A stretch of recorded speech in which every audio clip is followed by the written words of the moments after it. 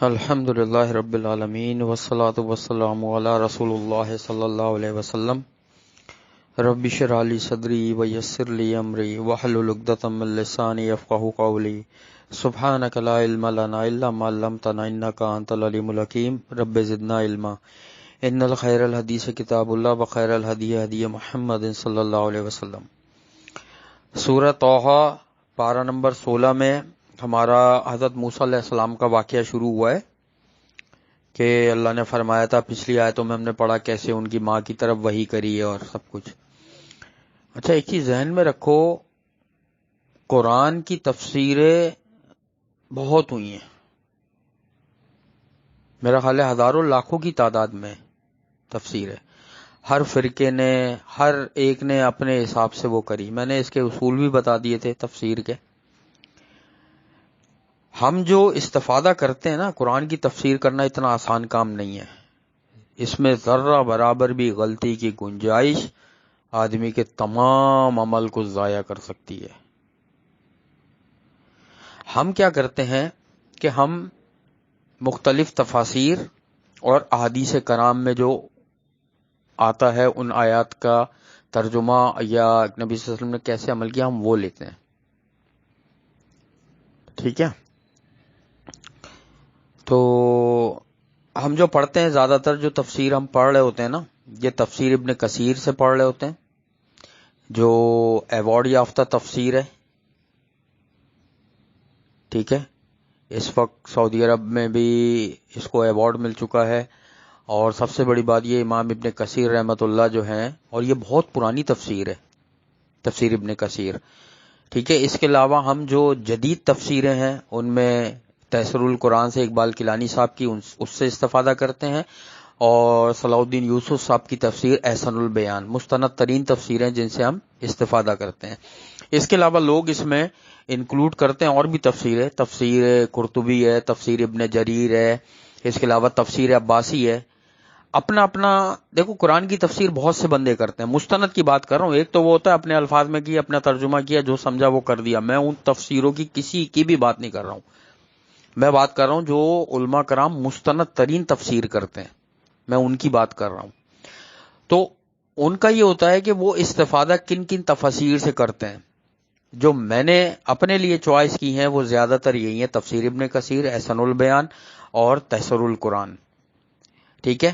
اور اس کے علاوہ کبھی کبھی تفسیر ابن جریر سے بھی میں حوالے دے دیتا ہوں، اور اس کے علاوہ صحیح بخاری، صحیح مسلم مستند ترین کتابیں ہیں، اس کے حوالے۔ باقی اس کے علاوہ جو دوسری احادیث دوسری کتابوں میں آتی ہیں، سنن میں، جامع میں یا مسند میں، جن کتابوں میں بھی وہ آتی ہیں، اس کا کوشش کرتا ہوں حوالہ دوں۔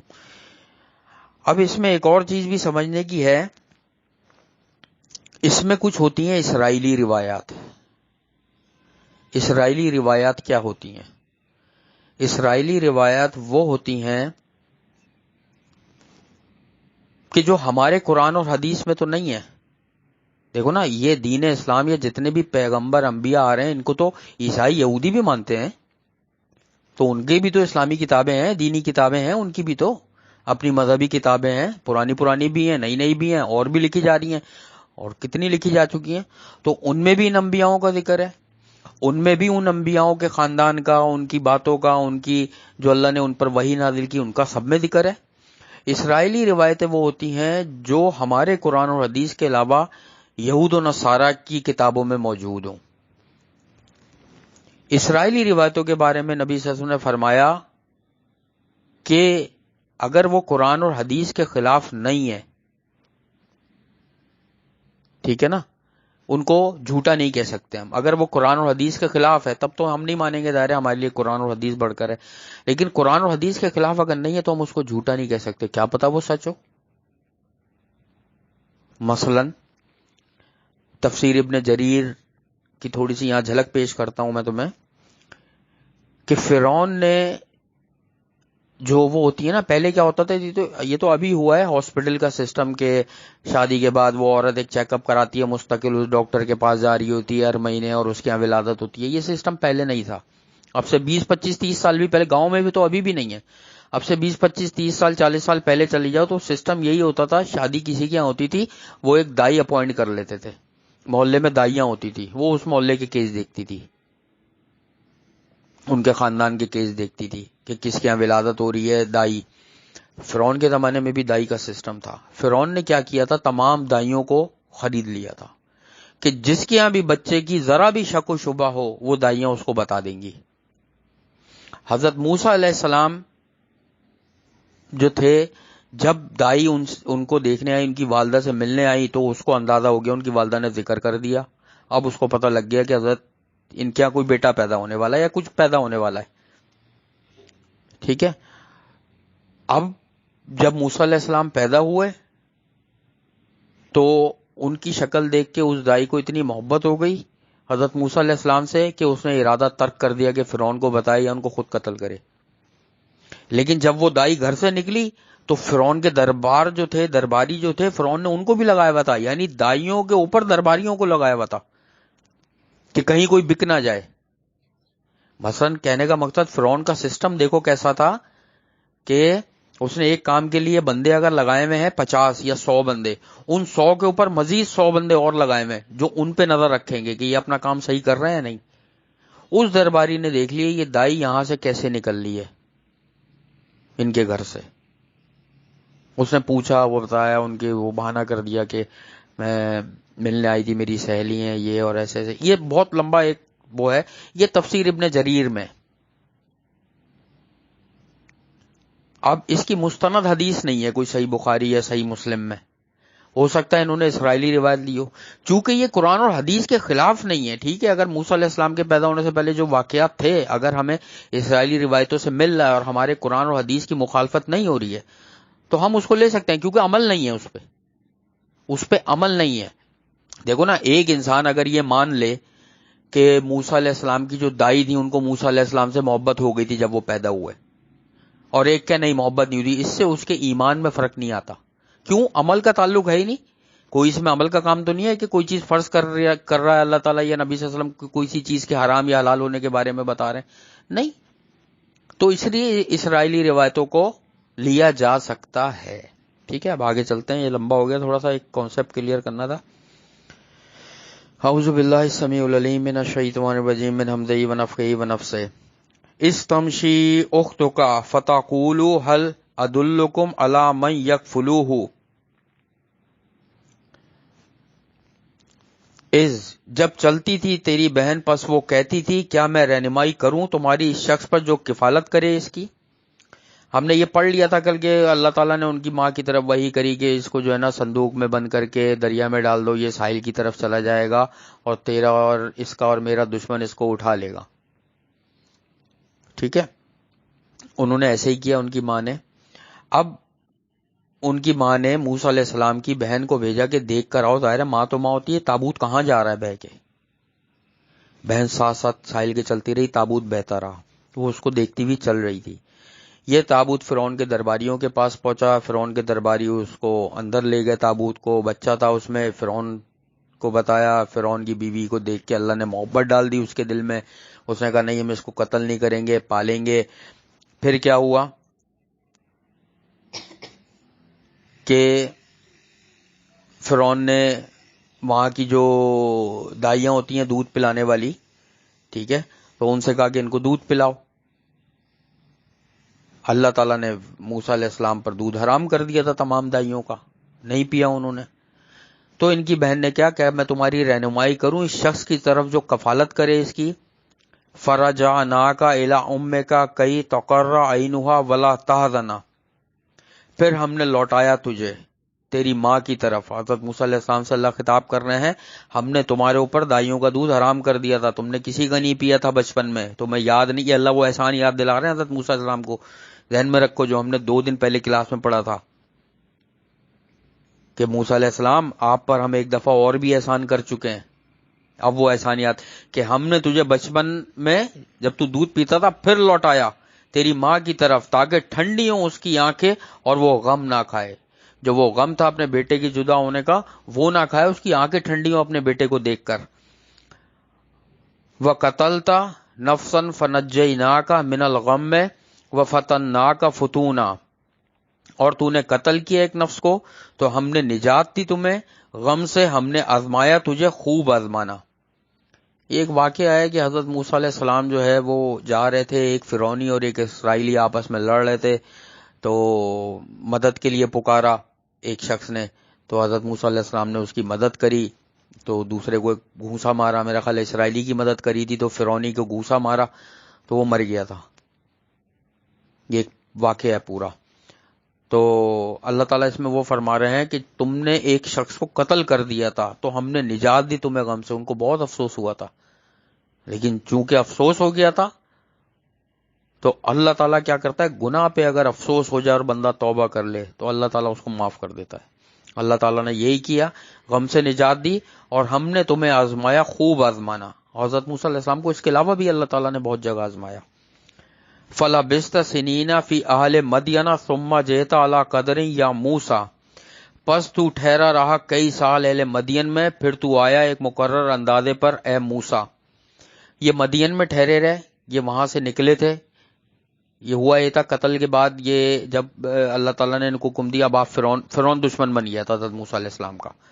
جب فرعون کو بتایا نا کہ آپ کے ایک بندے کو موسیٰ نے قتل کر دیا ہے، تو انہوں نے کہا بلاؤ اس کی گردن اڑاؤ، تو پھر اللہ نے حکم دیا موسیٰ علیہ السلام اب آپ محل سے نکل جائیں، مدین کی طرف جائیں۔ پھر یہ مدین کی طرف گئے، وہاں کافی عرصے ٹھہرے۔ ابھی میں وہاں کیا ہوا تھا پورا واقعہ ابھی بتاتا ہوں، اگر اس میں نہیں آیا تو میں بتاتا ہوں، اس لیے میں بھی آگے آیتیں پڑھ رہا ہوں۔ وَاسْتَنَعْتُكَ لِنَفْسِي، اور میں نے خاص کر لیا تجھے اپنے کام کے لیے۔ اللہ تعالیٰ نے موسیٰ علیہ السلام کو اپنے کام کے لیے خاص کر لیا تھا، اور اللہ اپنے کام کے لیے کسی کو خاص کر لے اس کا صرف اور صرف ایک مقصد ہوتا ہے کہ اللہ کی توحید، اللہ کا پیغام، اللہ کا حلال کردہ چیزیں، اللہ کی حرام کردہ چیزیں لوگوں تک پہنچائے، بس۔ اللہ جب کسی کو خاص کرتا ہے نا تو یہ بہت بڑی ذمہ داری اللہ تعالیٰ لگاتے ہیں اس کے اوپر، یہ کوئی چھوٹی موٹی ذمہ داری نہیں ہے، بہت بڑی ذمہ داری، نبی کی ذمہ داری بہت بڑی ہوتی ہے کہ خاص کر لیا اپنے کام کے لیے۔ اذهب انت واخوک بآیاتی ولا تانیا فی ذکری، جاؤ تم اور تمہارا بھائی موسیٰ علیہ السلام آپ جائیں، اور آپ کا بھائی کون، ہارون علیہ السلام جائیں، بے آیاتی میری نشانیاں لے کر۔ کیا مطلب ہوا، معجزے لے کر، جو اللہ نے ان کو عصا کا معجزہ اور ہاتھ ان کا چمکدار ہو جاتا تھا وہ معجزے عطا کیے تھے، یہ نشانیاں لے کر جائیں۔ ولا تانیہ فی ذکری، اور آپ دونوں سستی نہیں کرنا میری یاد میں۔ کیا مطلب ہوا، عبادت میں، نماز میں، ذکر و اذکار میں، ذکری ہم پڑھ چکے ہیں اس کو، ٹھیک ہے نا، کہ میرے ذکر کی نماز کے لیے، ذکر کے لیے نماز قائم کریں، تو سستی نہیں کریے گا اس میں دونوں۔ اب سنو، ایک بڑی خاص آیت آ رہی ہے، اذهب الى فرعون انه طغى، اللہ تعالیٰ نے حکم دیا، اذهب دو کے لیے استعمال ہوتا ہے، اذهب جاؤ، تم دونوں جاؤ، الى فرعون فرعون کی طرف، انه بے شک وہ طغى سرکش ہو گیا ہے، وہ سرکش ہو گیا ہے، وہ نافرمان ہو گیا، اس کی طرف جاؤ، یہ حکم دیا۔ کیوں جاؤ، اللہ کا پیغام پہنچانے، توحید، کیونکہ وہ پتہ ہے کیا کہتا تھا فرعون، انا ربکم الاعلی، سب سے اعلی رب میں ہوں، اور اللہ تعالیٰ نے اس کو نہیں پکڑا، چھوڑ دیا تھا کہ شاید سدھر جائے، لیکن جب سرکشی بڑھتی رہی تو اللہ تعالیٰ نے موسیٰ علیہ السلام کو پھر چنا اپنی نبوت کے لیے، اور موسیٰ علیہ السلام کو ہارون علیہ السلام کے ساتھ بھیجا کہ اب جائیے آپ دونوں اور فرعون کو پیغام پہنچائیے، وہ سرکش ہو گیا ہے۔ فَقُولُوا لَهُ قَوْلًا لَيِّنًا لَعَلَّهُ يَتَذَكَّرُ أَوْ يَخْشَىٰ، یہ ہے جملہ اصل، فَقُولُوا لَهُ، فَقُولَا لَهُ قَوْلًا لَيِّنًا، پس تم دونوں کہو اس سے بات، لینا نرم۔ اللہ تعالیٰ موسیٰ علیہ السلام اور ہارون علیہ السلام نبیوں کو بھیج رہے ہیں، اللہ کے نزدیک سب سے بڑا درجہ ہے نبوت کا، کہاں بھیج رہے ہیں، فرعون کے پاس جو خدائی کا دعویٰ کر کے بیٹھا ہوا ہے، اور اللہ کیا فرما رہے ہیں، فَقُولُوا قَوْلًا لَيِّنًا، کہ دیکھو نرمی سے بات کرنا۔ یہ جو نرمی ہے نا، اصل بتانے کا مقصد صرف یہی ہے. آج انشاءاللہ پورا جو باقی درس ہے وہ صرف اس پہ دوں گا. فقولوا قولا لینا، نرمی سے بات کرنا. لعلہ، شاید کہ وہ یتذکروا، یا تو نصیحت پکڑ لے ہو سکتا ہے، او یکشا، یا وہ ڈر جائے. ٹھیک ہے، کہ شاید کہ وہ نصیحت پکڑے یا وہ ڈر جائے. اب بات ہے نرمی کی. نبی صلی اللہ علیہ وسلم نے ارشاد فرمایا اللہ تعالیٰ جو ہے وہ رفیق ہے، نرم ہے. اللہ تعالیٰ نرمی کو پسند کرتا ہے، اور جتنا اللہ نرمی پہ ادا کرتا ہے نا، سختی پہ ادا نہیں کرتا. نبی صلی اللہ علیہ وسلم کا حسن اخلاق ایسا شاندار تھا، اتنے نرم تھے. ہم نے عمدۃ الاحکام کی کیا پڑھی تھی آخری جو کچھ کلاسوں پہلے حدیث، وہ کہ صحابہ کرام بتاتے ہیں جب ہم حج اور عمرے کے لیے گئے تو جتنے بھی صحابہ کرام نبی صلی اللہ علیہ وسلم سے پوچھتے رہے ہم سے، یہ غلطی ہو گئی، یہ غلطی ہو گئی، یہ غلطی ہو گئی، یہ غلطی ہو گئی، تو وہ صحابی بتانے لگے نبی صلی اللہ علیہ وسلم ہر ایک سے کہتے رہے کوئی بات نہیں، اب ادا کر لو. یہ رکن چھوٹ گیا، اب ادا کر لو. یہ چیز غلطی ہو گئی، ایسے کر لو. یہ غلطی ہو گئی، ایسے. غصہ نہیں کیا کہ میں نے تمہیں بول دیا تھا پھر کیسے غلطی ہوئی. تو بات ساری یہ ہے نرمی. اللہ تعالیٰ کو انسان کی نرمی بہت پسند ہے. اس کی زبان میں نرمی ہونی چاہیے کسی سے بات کرتے ہوئے، اس کا اخلاق بلند ہونا چاہیے. قیامت والے دن اچھے اخلاق والے تہجد گزاروں کو پیچھے چھوڑ دیں گے، پتہ ہے؟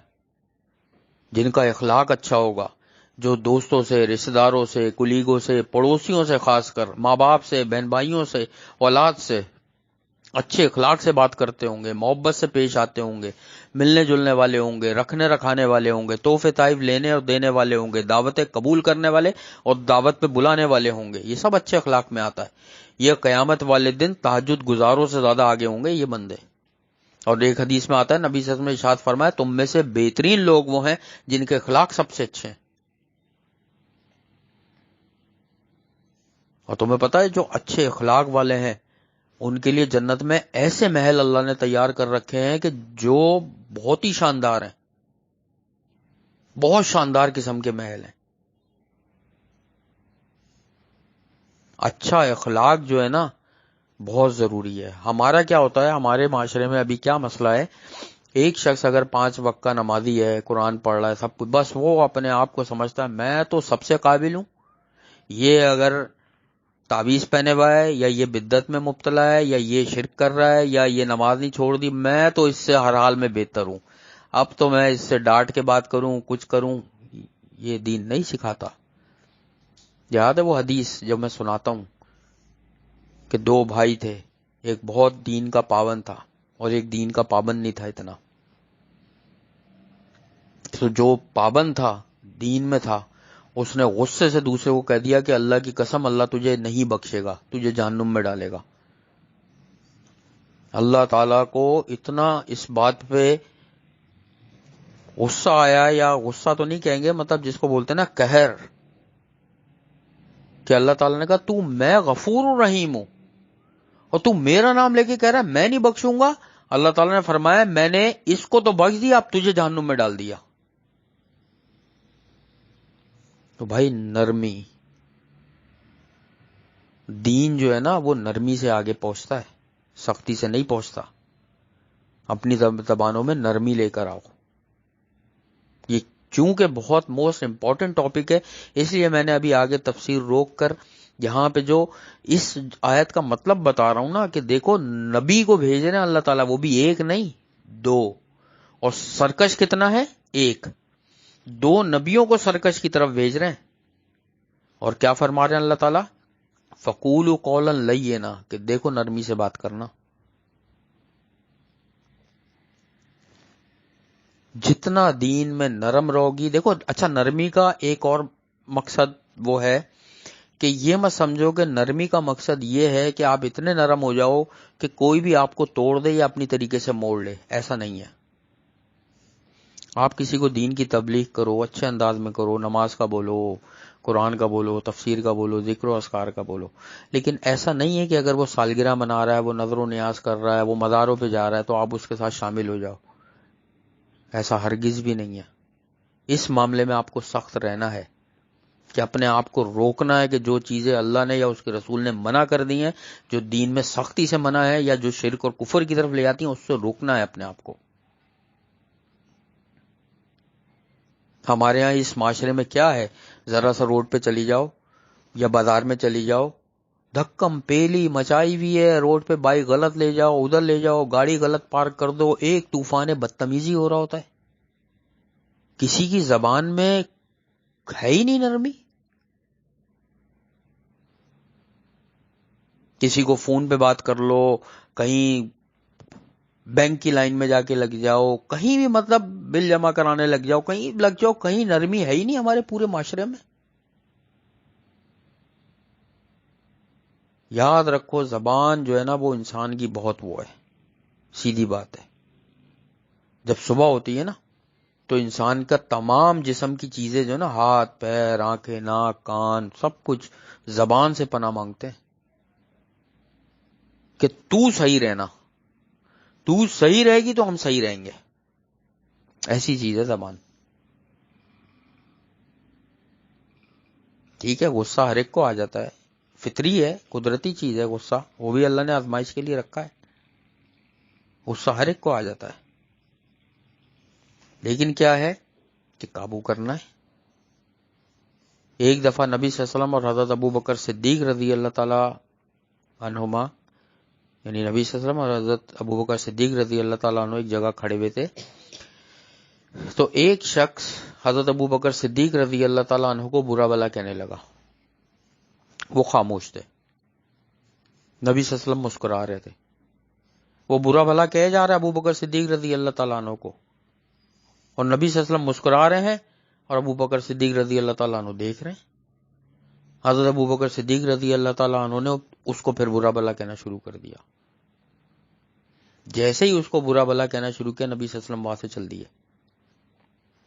پھر ابو بکر صدیق رضی اللہ تعالیٰ عنہ نبی صلی اللہ علیہ وسلم کے پاس آئے فوراً، اور کہنے لگے نبی صلی اللہ علیہ وسلم کہ وہ مجھے برا بھلا کہہ رہا تھا اور میں خاموش تھا تو آپ مسکرا رہے تھے، اور جب میں نے اس کو جواب دیا تو آپ چل دیے، اس کی کیا وجہ ہے؟ تو نبی صلی اللہ علیہ وسلم نے فرمایا کہ اللہ نے تیری طرف سے ایک فرشتہ مقرر کر دیا تھا،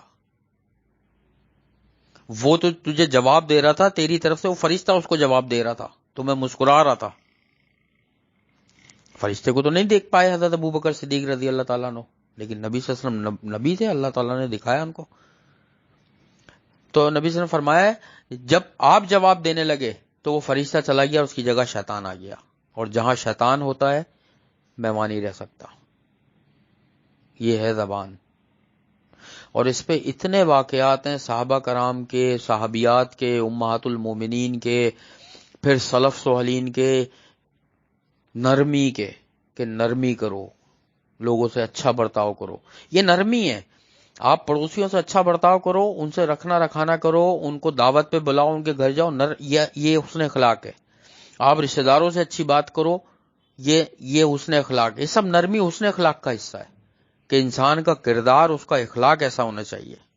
ہمارے یہاں معاشرے میں، اسکولوں میں بھی یہ حال ہے کہ بچے کو تعلیم تو دے دیتے ہیں لیکن ان لوگوں کے اخلاق کی تربیت نہیں کرتے. اور گھروں میں بھی کیا حال ہے، گھروں میں یہ حال ہے کہ بچے اسکول سے آئے، بس ماں باپ وہ اپنے موبائل میں، وہ یوٹیوب میں، وہ انسٹاگرام میں، وہ خبروں میں، وہ ٹی وی چینل، وہ ڈرامے فلمیں. آج کل کے معاشرے میں کیا تربیتیں ہو رہی ہیں؟ یہ تربیتیں ہو رہی ہیں. جب کسی گھر میں یا کسی معاشرے میں ٹی وی اور موبائل تربیت کرتا ہے بچوں کی، تو وہ سوچو کیا تربیت والے بنیں گے. ہمارے یہاں تربیت کا وہی نہیں ہے. اسلام ساری جو مین بیس ہوتی ہے نا کسی مسلمان کی، وہ اس کے بچپن کی تربیت ہوتی ہے. ہمارے یہاں کیا تربیت دی جا رہی ہے؟ بچہ آ کے کہتا ہے ماما فلاں نے مارا ہے، فلاں نے گالی دی ہے، تم نے اس کو جواب کیوں نہیں دیا؟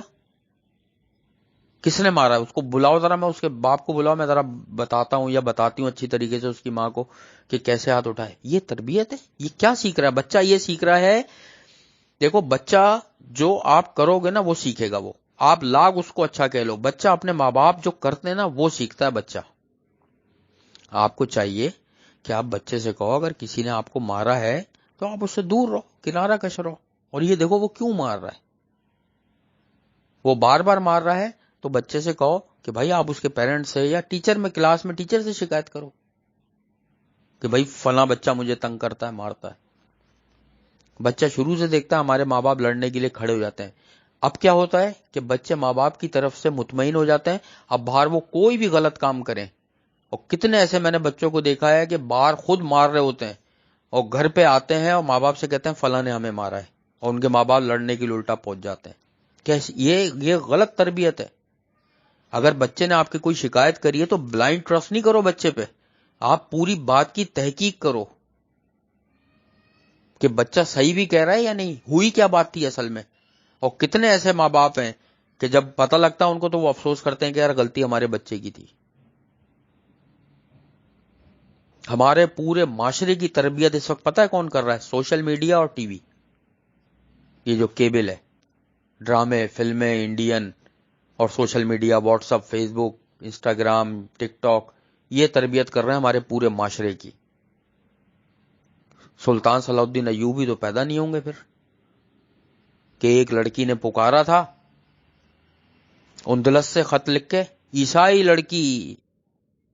عیسائی لڑکی نے اندلس سے خط لکھا 7 سمندر پار سلطان صلاح الدین ایوبی کو، اور لکھا اس میں کہ یہ یہودی میری عزت کے دشمن بن گئے ہیں، میں اکیلی ہوں یہاں پہ اور آپ تو مسلمان ہیں، بچائیں مجھے آ کر۔ سلطان صلاح الدین ایوبی نہیں، طارق بن زیاد، سوری، سلطان صلاح الدین ایوبی الگ تھے، وہ بھی بڑے زبردست مجاہد تھے۔ طارق بن زیاد نے چڑھائی کر دی تھی اسپین کے اوپر، کشتیاں لے کے پہنچ گئے اپنی فوج کے ساتھ اور اتارا سب کو ساحل پہ اور بولا کشتیوں کو آگ لگاؤ، یا تو ہم شہید ہوں گے یا پھر فتح حاصل کریں گے۔ ڈر کے بھاگنے والی کہانی نہیں ہے، پڑھو طارق بن زیاد کو اٹھا کے، اندلس کی فتح، اسپین کو کہتے ہیں اندلس، آج کل جو ہے وہ اسپین ہے، کیا بہترین فتح حاصل کری تھی۔ ایسے بچے جنم دیے تھے ان ماؤں نے جن کی تربیتیں وہ تھیں قرآن اور حدیث کی۔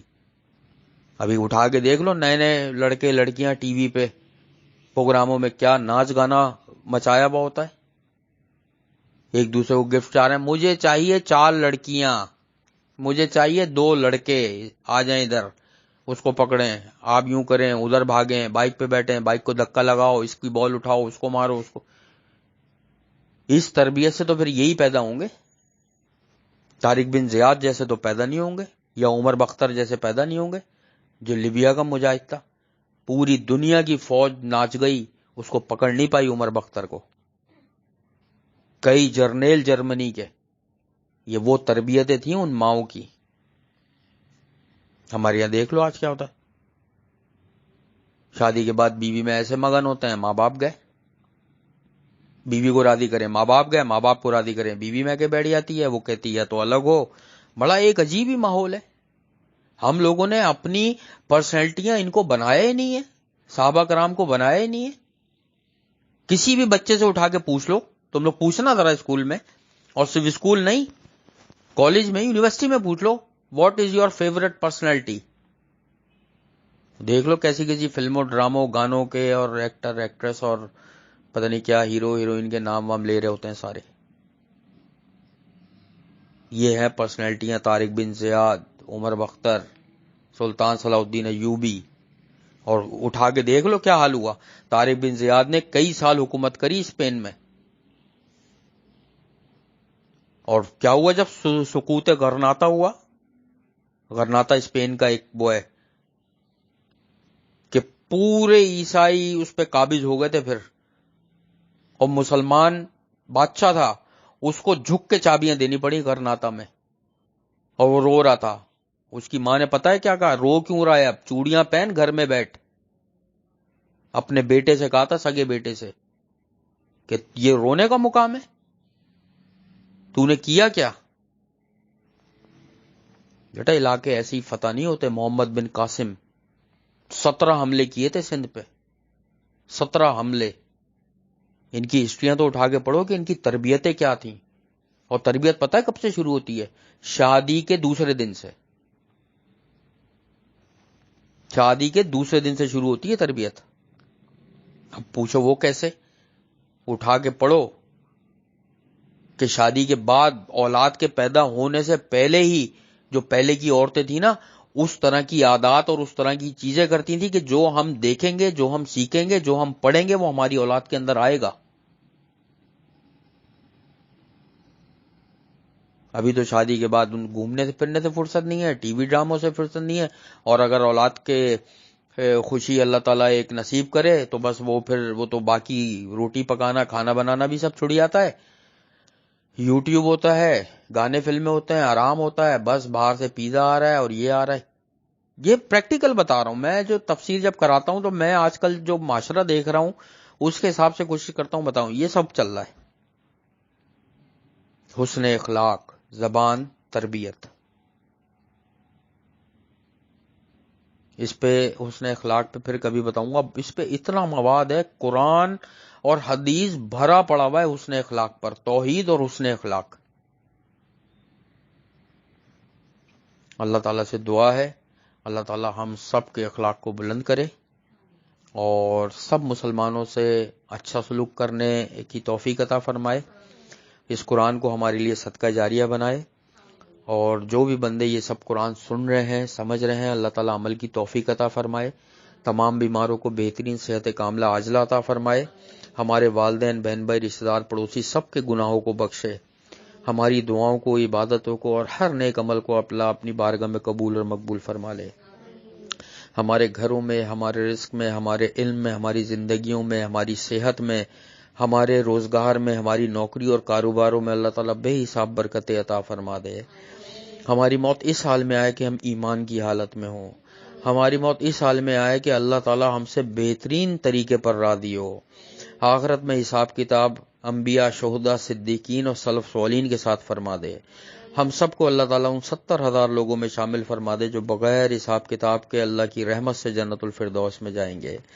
اللہم انا نسألوک الہدی والتقی والعفاف والغنی، اللہم اکفنی بحلالک عن حرامک واغننی بفضلک عمن سواک، رب ارحمہما کما ربیانی صغیرا، اللہم انی اعوذ بک من زوال نعمتک وتحویل عافیتک وفجاعت نقمتک وجمیع سخطک، رب انی لما انزلت الی من خیر فقیر، اللہم طہر قلبی من النفاق وعملی من الریاء واللسان من الکذب وعینی من الخیانت، رب اغفر وارحم وانت خیر الراحمین، ربنا آتنا فی الدنیا حسنۃ وفی الآخرۃ حسنۃ وقنا عذاب النار، اللہم انا نسألوک الجنۃ الفردوس وقنا عذاب النار، اللہم انا نسألوک الجنۃ الفردوس وقنا عذاب النار، اللہم انا نسألوک الجنۃ الفردوس وقنا عذاب النار، ربنا تقبل منا انک انت السمیع العلیم وتب علینا انک انت التواب الرحیم، سبحان اللہ عما یصفون وسلام علی المرسلین والحمد للہ رب العالمین،